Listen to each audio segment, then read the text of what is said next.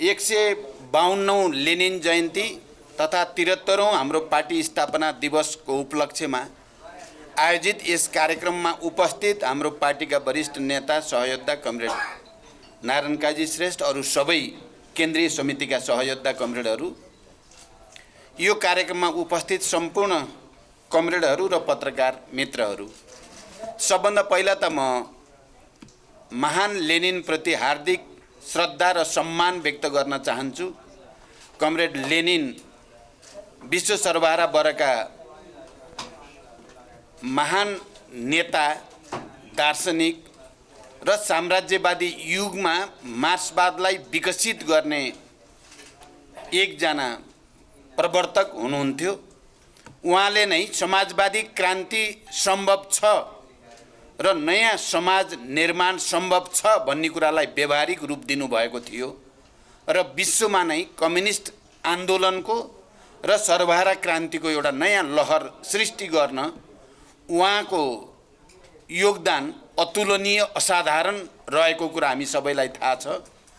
Comrade लेनिनकै जन्मदिन पारेर नेपालमा 2006 सालमा नेपाल कम्युनिस्ट पार्टीको गठन भएको हो र यसको परिवेश जसरी विश्व सर्वहारा क्रान्ति अगाडि बढ्दै थियो, दोस्रो विश्वयुद्धपछि राष्ट्रिय मुक्ति आन्दोलनहरू पनि अगाडि आउँदै थिए, त्यस्तो परिवेशमा र अझ चीनको जनवादी क्रान्ति सम्पन्न भएर विश्व शक्ति सन्तुलन नै सर्वहारा वर्गको पक्षमा, जनता र क्रान्तिको पक्षमा देखा पर्न थालेको परिवेशमा र हाम्रै यस रिजनमा पनि, यो क्षेत्रमा पनि कम्युनिस्ट आन्दोलन, अझ खास गरी हिन्दुस्तानमा तेलङ्गाना सशस्त्र विद्रोह जस्ता ऐतिहासिक विद्रोहहरू अगाडि बढ्दै गरेको निकै सकारात्मक र उत्साहवर्धक परिवेशमा नेपाल कम्युनिस्ट पार्टीको गठन भएको हो।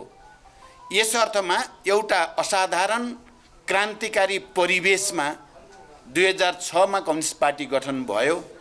म अहिले त्यसको लामो व्याख्यातिर जान चाहन्न।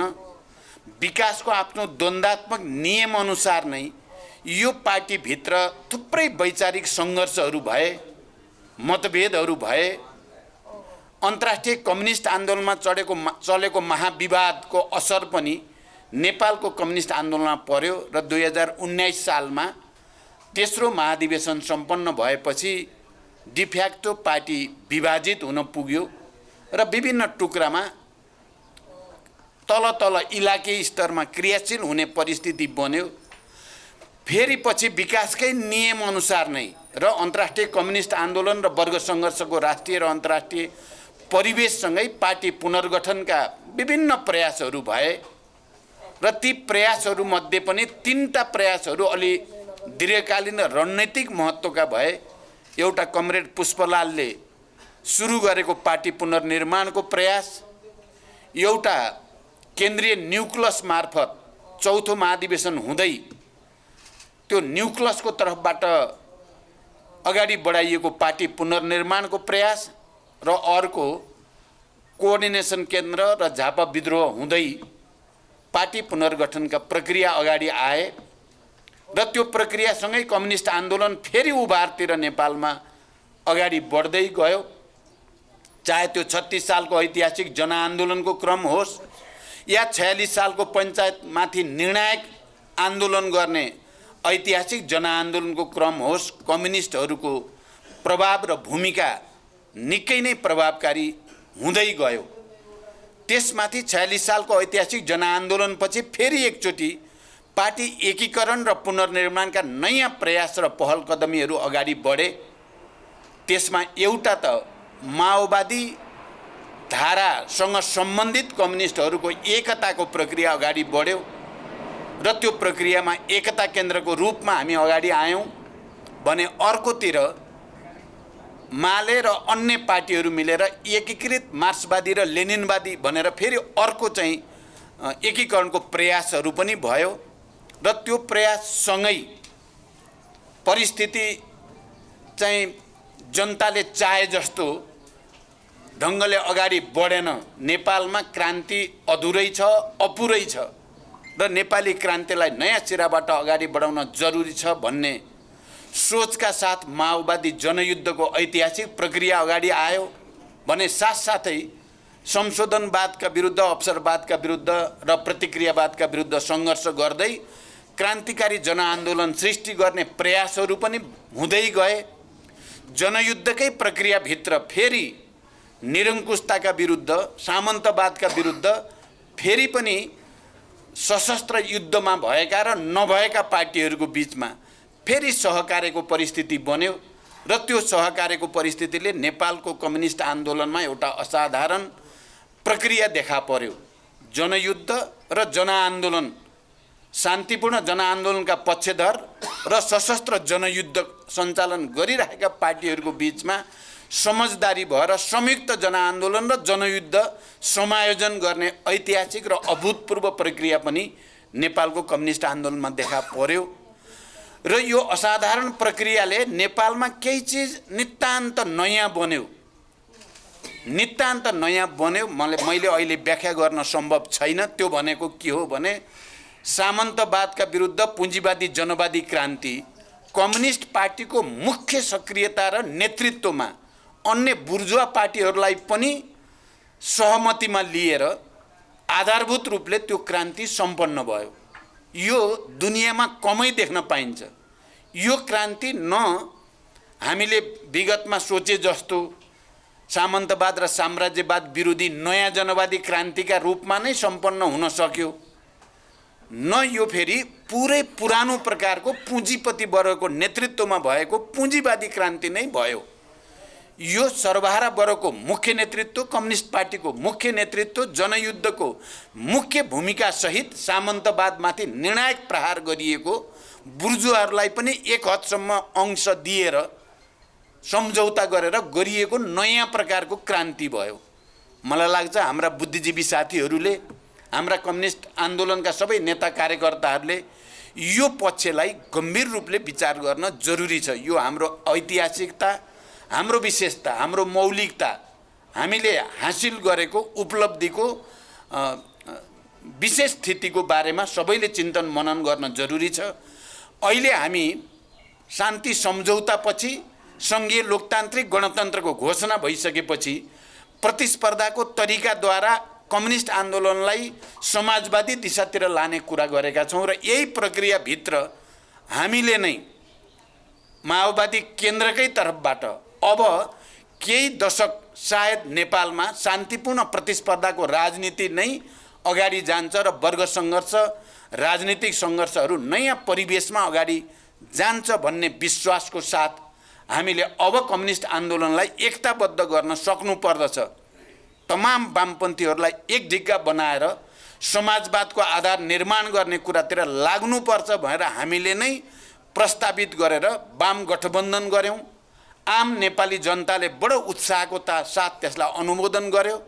हामीले नै कम्युनिस्ट एकता र पार्टी एकताको प्रस्ताव गऱ्यौँ।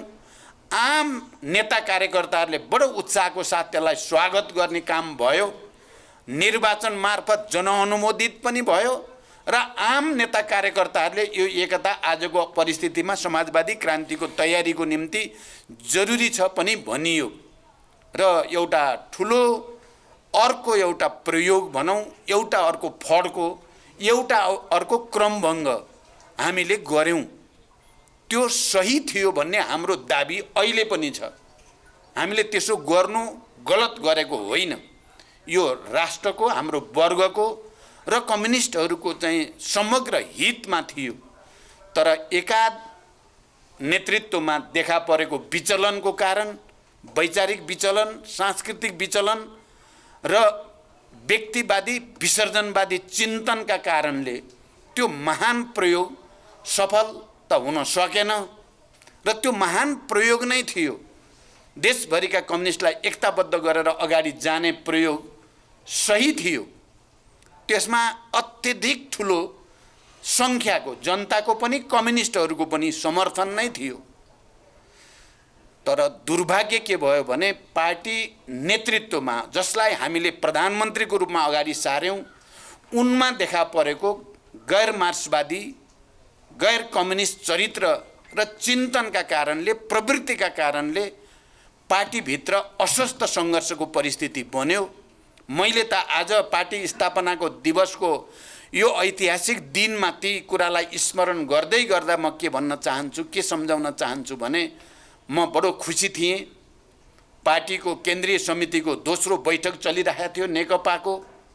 मैले त्यसको कार्यकारी अध्यक्षता ग्रहण गर्ने र कार्यकारी अध्यक्षको हैसियतले बैठक सञ्चालन गर्ने, दस्तावेज प्रस्तुत गर्ने, निर्णय गर्ने पहल गरेको थिएँ र त्यो 5 दिन चलेको त्यो बैठकले अब यो कम्युनिस्ट एकता सुदृढ भयो, अब नेपाली क्रान्ति नयाँ ढङ्गले जान्छ भन्ने विश्वास के माओवादी केन्द्र पृष्ठभूमिका, के एमाले पृष्ठभूमिका सबै नेताहरूको मैले हेर्दा 90% भन्दा बढी नेताहरूको अनुहारमा उज्यालो थियो।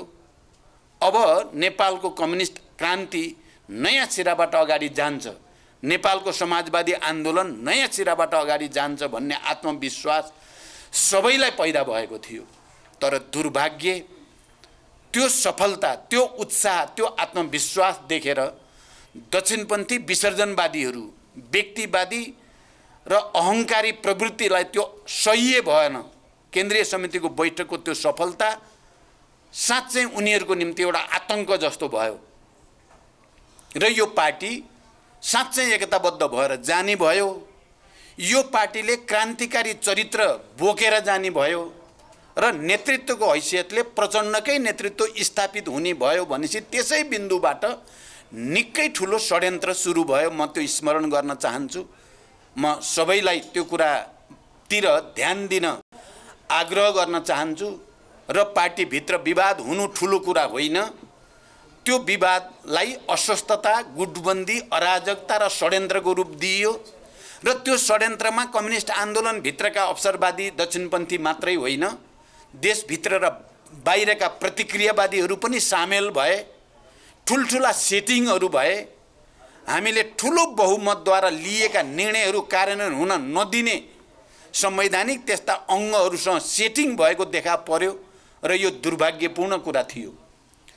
र मैले आफ्नै अनुभवबाट भन्नुपर्दा त्यो एकता सही मात्रै थिएन, त्यो एकताले बिस्तारै बिस्तारै सकारात्मक रूप लिँदै थियो, एकता सुदृढ हुँदै थियो, त्यो समाजवादी क्रान्तितिरै जाँदै थियो। आज यो मञ्चबाट म नेकपा एमालेका ती हिजोका केन्द्रीय समितिका अत्यधिक ठुलो सङ्ख्याका कमरेडहरूलाई स्मरण गर्न चाहन्छु। ती हजारौं कार्यकर्ताहरू, म केन्द्रीय समितिको बैठकपछि देशभरि प्रशिक्षणमा गएको थिएँ र एमाले पृष्ठभूमिका नेता कार्यकर्ताहरूले मलाई जो प्रेम, विश्वास, भरोसा गर्नुभएको थियो, म त्यो स्मरण गर्न चाहन्छु। एमाले भन्ने बित्तिकै सबै खतम छन् भनेर नसोच्न, त्यहाँभित्र पनि इमान्दार कम्युनिस्टहरू अहिले पनि ठुलो सङ्ख्यामा छन्।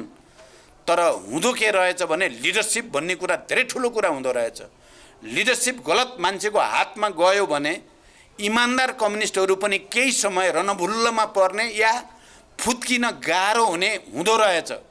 त्यो हामीले नेपालको कम्युनिस्ट आन्दोलन मात्रै होइन, विश्व कम्युनिस्ट आन्दोलन पनि हामीले देखेका छौँ। चाहे रुसमा भएको प्रतिक्रान्तिको कुरा गरौँ या अन्यत्र पूर्वी युरोपका देशका प्रतिक्रान्तिको कुरा गरौँ, लिडरसिपको कारणले नै इमान्दार कम्युनिस्टहरूको बाहुल्य तर पार्टी पङ्क्तिमा हुँदाहुँदै पनि लिडरसिपले गलत लाइन लिइसकेपछि इमान्दार कम्युनिस्टहरू पनि कहीँ न कहीँ त्यसको शिकार हुने खतरा हुँदो रहेछ। त्यसकारण म आज पार्टी स्थापना दिवसको अवसरमा सम्पूर्ण एमाले भित्रका ती इमान्दार कम्युनिस्टहरू जो साँच्चै वाम गठबन्धनको पक्षमै हुनुहुन्छ, अहिले पनि कम्युनिस्टहरूको एकता आवश्यक छ भन्ने ठान्नुहुन्छ, भनिराख्नु भएको छ अहिले पनि, उहाँहरूलाई गलत प्रवृत्तिका विरुद्ध सङ्घर्ष गर्न प्रेरणा मिलोस्। आज पार्टी स्थापना दिवसले, लेनिन जयन्तीको यो ऐतिहासिक दिनले इमान्दार कम्युनिस्टहरू सबैलाई फेरि एकचोटि कम्युनिस्ट आन्दोलनलाई एकताबद्ध गर्नु छ। फेरि हामीले नेपालको समाजवादी आन्दोलनलाई नयाँ सिराबाट अगाडि बढ्ने वातावरण बनाउनु छ भन्ने उत्प्रेरणा, ऊर्जा आजको दिनले सबैलाई दियोस् भन्ने म अपिल गर्न चाहन्छु। र त्यसको निम्ति अझ म हिजो नेपालको जनवादी क्रान्तिलाई मौलिक ढङ्गले पुरा गर्न मुख्य योगदान गरेको माओवादी आन्दोलन र क्रान्तिकारी कम्युनिस्ट आन्दोलनका सबै विभिन्न धाराहरूलाई आजको दिनले सबभन्दा पहिला एकताबद्ध हुन प्रेरित गरोस्। म सबै माओवादी आन्दोलनका उपज सबै धाराका नेता कार्यकर्ताहरूलाई विशेष रूपले अपिल गर्न चाहन्छु, आउनुहोस् अहिले पनि देशमा जनयुद्ध र जनआन्दोलनले स्थापित गरेका मान्यताहरू मुद्दाहरू उल्ट्याउने षड्यन्त्र भइ नै रहेको छ। संघीय लोकतान्त्रिक गणतन्त्रलाई कमजोर पार्ने र जनताको घर दैलोमा पुगेको अधिकार खोज्ने षड्यन्त्र भइरहेकै छ। अहिले पनि यो देशका महिला, दलित, आदिवासी, जनजाति, मधेसी, थारू, मुस्लिम लगायत उत्पीडित जनताले पाएका अधिकार र पहिचानहरू खोज्ने षड्यन्त्र रोकिएको छैन। त्यसकारण हामी सबै यो परिवर्तनका पक्षधरहरू, यो परिवर्तनको निम्ति त्याग र बलिदानका कीर्तिमान कायम गर्नेहरू सबै एक ठाउँमा केन्द्रित हुन जरुरी छ। माओवादी आन्दोलनलाई र क्रान्तिकारी कम्युनिस्टलाई विभाजित गरेर मात्रै आफ्नो प्रतिक्रियावादी सत्ताको पुनर्प्राप्ति हुन सक्छ, फेरि निरङ्कुशता लाद्न सकिन्छ भन्ने ठान्नेहरू छन् र त्यसको निम्ति कसरत भइ नै राखेको छ। त्यसकारण म सबै परिवर्तनमा सहभागी माओवादी र सबै कम्युनिस्ट आन्दोलनका क्रान्तिकारी नेता कार्यकर्ताहरूलाई विशेष रूपले अपिल गर्न चाहन्छु। म आज अलिकति हर्षित र खुसी पनि छु। यो प्रक्रियामा पोहोर सालदेखि प्रतिगमन विरोधी, प्रतिक्रान्ति विरोधी जो आन्दोलन गर्ने र त्यसमा सहभागी हुने हामी सबैलाई अवसर भनौँ, एक खालको चुनौती दुईटै थियो र हामीले त्यसलाई सदुपयोग गऱ्यौँ र प्रतिक्रान्ति र प्रतिगमनलाई परास्त हामीले तात्कालिक रूपमा गरेकै हो।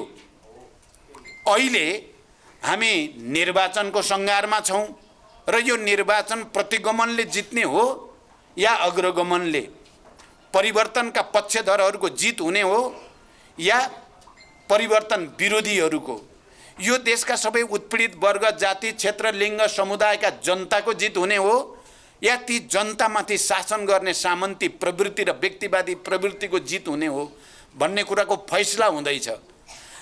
त्यसकारण यति बेला हामी परिवर्तनका मुद्दाहरूलाई स्थापित गर्न, हाम्रा महान शहीदहरू, बेपत्ता योद्धाहरू, घाइते अपाङ्गहरू सबै जनयुद्ध र जनआन्दोलनका, मधेस आन्दोलन र सबै न्यायपूर्ण आन्दोलनका शहीदहरूका सपनालाई पुरा गर्न हामी एकजुट भएर यो लडाईँ हामीले जित्नु छ। हामीले जित्नै पर्छ। हामीले जित्दा राष्ट्रले जित्छ। मुद्दा, परिवर्तनका मुद्दाले जित्छन्। नेपालमा सयौं वर्षदेखि उत्पीडन, शोषण, अत्याचारमा परेका जनताको जित हुन्छ। हामीले हार्दा प्रतिक्रियावादले जित्ने, प्रतिगमनले जित्ने, प्रतिक्रान्तिले जित्ने स्थिति बन्ने खतरा हुन्छ। त्यसकारण पनि आजको दिन प्रतिगमनका विरुद्ध एउटा नयाँ सङ्कल्प लिने दिनको रूपमा सबै सच्चा कम्युनिस्ट क्रान्तिकारी र परिवर्तन र न्यायका पक्षधर जनताको ऐतिहासिक जिम्मेवारी हो भन्ने हामी ठान्दछौँ। म यही अपिल सबैसँग गर्न चाहन्छु। म खुसी यस अर्थमा पनि छु कि विभिन्न अनुभव ठक्करको बीचबाट फेरि एकचोटि माओवादी आन्दोलनमा एउटा नयाँ र बडो उत्साहपूर्ण ध्रुवीकरणको प्रक्रिया सुरु भएको छ। दिनदिनै जसो एकाध व्यक्तिको रूपमा होइन, सयौं र हजारौंको सङ्ख्यामा, र सङ्ख्या मात्रै होइन, संस्थागत रूपले नै हिजो अलग भएका माओवादीहरू फेरि माओवादी केन्द्रमा, मूल घरमा, मूल नेतृत्वमा जोडिने निकै ठुलो प्रक्रिया आज नेपालमा सुरु भएको छ। मलाई थाहा छैन तपाईँ कमरेडहरूले यो कुरालाई कतिको गहिरो गरी हेर्नु भएको छ, विचार गर्नु भएको छ। त्यो क्रम पूर्वदेखि पश्चिमसम्म सबैतिर अहिले निकै व्यापक रूपमा अगाडि बढेको छ। हिजो मात्रै सुदूरपश्चिममा ठुलो सङ्ख्यामा हिजो विभाजित भएका नेताहरू, कार्यकर्ताहरू संस्थागत रूपले नै, व्यक्तिको रूपमा होइन, संस्थाकै रूपमा पनि पार्टीमा एकताबद्ध हुने, ध्रुवीकृत हुने निकै उत्साहको वातावरण बन्यो। कतिपय जिल्लाहरूमा हामी 2064 फर्क्यौँ। अब सम्पूर्ण माओवादी क्रान्तिकारीहरू सबै एक ठाउँमा भयौँ भनेर उहाँहरूले घोषणा पनि गर्नुभयो। यो हामी सबैको निम्ति खुसीको कुरा हो। आज यही हलमा पनि चाहिँ हिजो माओवादी आन्दोलनकै क्रममा विकास भएको र विभिन्न ढङ्गले विभिन्न कालखण्डमा अन्यत्र चाहिँ अनुभव गरेर अन्तत माओवादी केन्द्र नै सही रहेछ भनेर चाहिँ अहिले भर्खरै एमबहादुर घरती यहाँ पार्टी प्रवेश गर्नुभयो र उहाँसँगै अन्य अरू पनि चाहिँ पार्टी प्रवेश गर्नुभयो। यो चाहिँ एउटा साङ्केतिक रूपमा यसको अर्थ छ, साङ्केतिक ठुलो अर्थ र सन्देश छ भन्ने मैले ठानेको छु। र अहिले हिजो विभाजित भएर गएका बाँकी कतिपय माओवादी समूहभित्र विभाजनको औचित्य पुष्टि गर्न सकिएन। हामीले माओवादी केन्द्रलाई गाली गर्नु गलत भयो, किन गरियो? आज यही प्रक्रियामा, यही निर्वाचनमा, यही शान्तिपूर्ण राजनीतिमा जानुपर्ने बाध्यता हो भने अहिले मैले निकै राम्रो र मार्मिक ढङ्गले साथीहरूले बहस गर्न थालेको सुनेको छु मैले। किन माओवादी केन्द्रलाई गाली गरियो, किन प्रचण्डलाई गाली गरियो? हामीले पश्चाताप गर्नुपर्दछ, हामी माओवादी केन्द्रसँग जानुपर्दछ, हामी प्रचण्ड भएको ठाउँमा जानुपर्दछ र हामीले गल्ती गऱ्यौँ भन्नुपर्दछ भन्ने बाँकी साथीहरूभित्रका पनि मैले कुरा सुनिराखेको छु। र यो हामी सबै सच्चा माओवादीहरूको निम्ति खुसीको कुरा हो।